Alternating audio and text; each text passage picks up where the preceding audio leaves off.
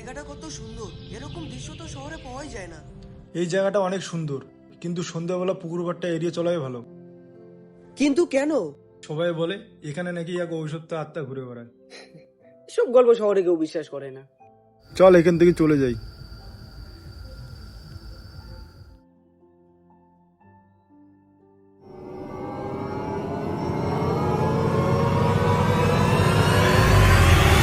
বাবু, আপনি এই সময়টা কোথায় যাচ্ছেন?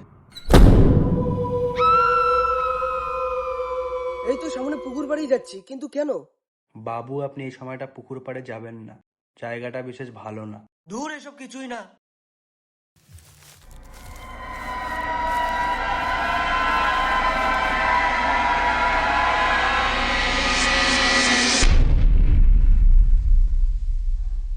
বন্ধুরা, সকলের মতো সন্ধ্যাটা একদম নিরিবিলি। যারা ভূতের গল্প বলে তাদের কাছে প্রমাণ করব যে ভূত বলতে কিছু নেই।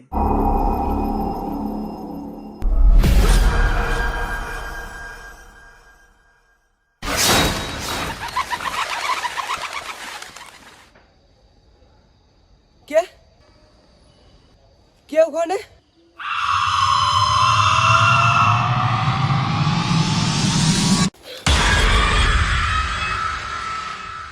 যে গল্প শোনা যায় তা সবটাই কল্পনা নয়, কিছু সত্য থেকে যায় যা জানার প্রয়োজন নেই।